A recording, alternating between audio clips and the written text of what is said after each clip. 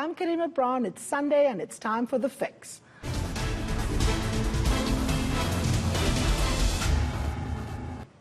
Welcome to this edition of The Fix, where every Sunday we hold those in power to account. We tell you what matters, how it affects you, and why you should care.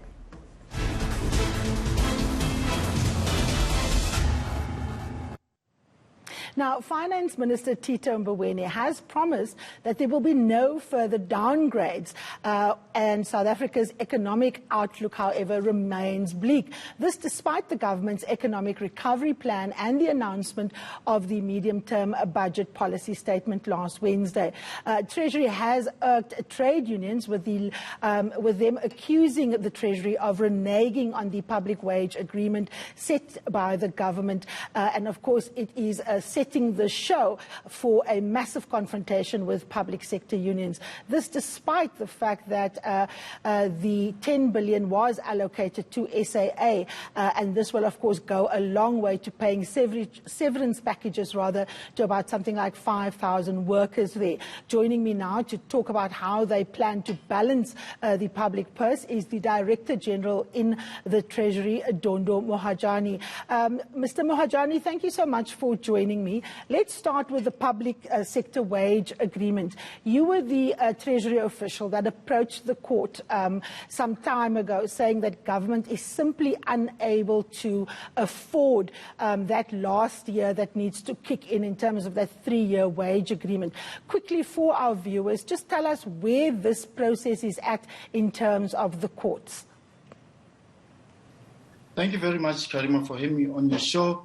Yes, I'm the one who approached the courts, and we filed my long affidavit explains the challenges that we have faced and what we demonstrated last week through the medium-term budget policy statement was proof enough that the country is indeed in a financial crisis. So the points I was making in my affidavit are coming out very clear. Now, that process is ongoing, and what we've been saying is that the Minister of Public Service Administration is leading all government efforts in ensuring that engagements that needs to happen at the Public Service Bargaining Council happen, engagements with the different unions happen individually and so on. So, yeah, the discussions are ongoing currently between the Minister of Public Service Administration and the various stakeholders in this area. Now, Director General, the trade unions, this is now from the Public Service Association to COSATU unions, have basically said that that is a lie. They are saying they cannot negotiate with Minister Senzo Mchunu because there is in fact a court case, and what needs to happen is that the court must first adjudicate on the matter before those negotiations can be continued. And in fact, they have said that Finance Minister Tito Mboweni has lied, to use their words. What is your comment to that response from the trade unions? And they are saying that it is in fact an incorrect picture that the Minister of Finance is painting, that they are in negotiations with Minister Mchunu. They said the last negotiations they had with him was about PPE under COVID-19.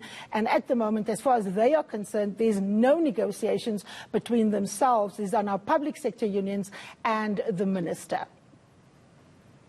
Karima, on this matter, I think the Minister of Finance obviously is the right person to talk about what he said and what he meant. But what I know and what he formally told Netlec on Friday when we met Netlec, and when this question was posed to him, he confirmed to Matthew Parks at Netlec, a COSATU member, to say that discussions are happening. He may not be aware, he may not know, but discussions certainly are happening. So all I can say is that discussions are happening at that level. And so yeah, and the issue obviously is political, one can imagine. And whether the discussions happen at a political level is another thing. I'm not in that space. But all I know is that the discussion and the responsibility to engage unions rests with the Minister of Public Service Administration. So insofar as Treasury is concerned, obviously we will not engage at that level. Okay, but here's the question. You've said it's a political matter, and one can understand that at some point. I'm going to come back to it. But you are engaged in a legal process, in a court of law. From where you're sitting, Director General, how is it that your political head can say to trade unions that they are, in fact, the issue of wages and that agreement, which is a legally binding agreement because those are constitutional structures, you are honor bound to... Yeah, you are honor bound to, come to the party on that. How is it that you can say that there's a political process when you are actually in court? Surely your lawyers are telling you that you need to hear from the court before the rest of the government can, in fact, move on this matter. In fact, the COSATU spokesperson says, where Pamela says he was lying, and this is now in reference to Minister Mboweni. I'm losing you. I can't seem to hear you. Hi, can you not hear me at all, Director General? Okay, I can hear you in bits and pieces. Okay, but I picked up where you say, for me, the issue is affordability. I'm not disputing the fact that government seems to be reneging. It's not about reneging per se. It's about saying, can we afford it? And I respect the labor relations process, and my affidavit is very clear that we are not saying that we are moving away willy-nilly, but we are saying it's affordability, and because we cannot afford it, I just had to lay facts bare in the open and actually not make it difficult for us to manage our finances further. But look, the courts will decide, and we'll all wait for the court process to adjudicate on this matter. Any idea of the timeline, Director General? What is the next appearance? When is this matter going to be further ventilated in the courts? At the moment, I'm not aware. I'm not sure, but we can double-check that and maybe issue a statement to that effect because it's important. It's an interest of South Africans. We can update. But the issue is current in the court system. Okay, let's move now to the question of the substance of your affidavit. You said that you couldn't afford it. Now, many people have pointed out that you were able to find the 10.5 billion for SAA, and in the newspapers... yes, Director General, can you hear me? Mr. Mohajani, can you hear me? Okay, we're going to take a short break. We're going to try and get the Director General of Treasury back up on our, Zoom so that we can continue this conversation. Let's take a short break. When we come back, we're hoping to re-establish that connection.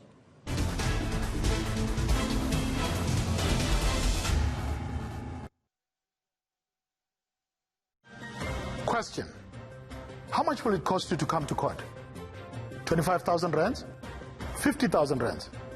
100,000 rands? Answer: any of the above, if you're not with Clientele Legal. With Clientele Legal, it's covered in your monthly premium. Professional lawyers. Professional advice. At an affordable price. SMS DEFEND to 42770 and we'll call you back. SMS now. I heard you guys have Workday now. Yeah, they're a great partner. They're always there with insights and guidance. It's like having a business caddy. Who can run Detroit? The VP there is well qualified. We can staff Detroit from within. You good for golf on Saturday? Can't. Closing the books. Team's already finished. Took half the time. And I'm back in. There's an opportunity in New York. Not this quarter. Workday, a finance, HR, and planning partner like no other.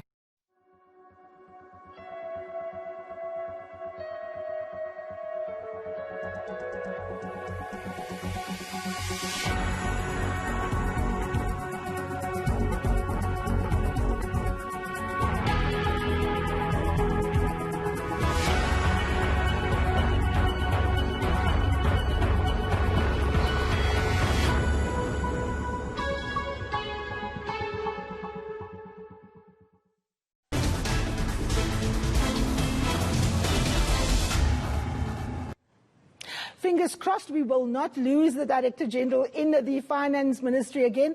Mr. Mohajani, I was coming to the substance of your affidavit. You say you can't afford it, but you did manage to find 10.5 billion for the business rescue plan of SAA. How do you explain this? No, we did. We were able to find 10.5 billion. What we did was to reduce budgets across departments. and also reduce conditional grants to provinces and conditional grants to municipalities. Now, again, it remains an affordability issue because we did not go beyond expenditure ceiling, but we're able to do this through reprioritization within the current fiscal framework that we presented in June. And so, yeah, it's not about being able to expand on the fiscal on the deficit that already is a challenge for the country, but we're able to do that within the fiscal framework as per the June 20 presentations. I just want to understand how you explain this, because in the budget that the minister presented in February, there was no mention of the decision to allocate 10.5 billion to SAA, if I'm correct. So where did you find that money, considering that you're reprioritizing, and more so because you are legally obligated to honor that 3-year agreement with public servants? No, we did not indicate. What we did indicate in February that we will be, because it would have been illegal for us to fund SAA through the adjustments budget, because there's very strict rules what you can do during the adjustments budget. The Minister of Finance did give an indication that, say, state-owned companies like SAA should be, provided for in the current financial year. The figure was not mentioned. The discussions at SAA were taking place in terms of the quantum needed. The business rescue practitioners process was ongoing. It's only now, in the last 3 months, that we kind of had an idea that 10.5 billion was needed. So what we've been doing the last 3 months was to look for the money, engage with lenders, engage with, within the SAA, stakeholders, and to negotiate through the business rescue practitioners for some of the creditors to be paid at a later stage. So that was ongoing behind the scenes.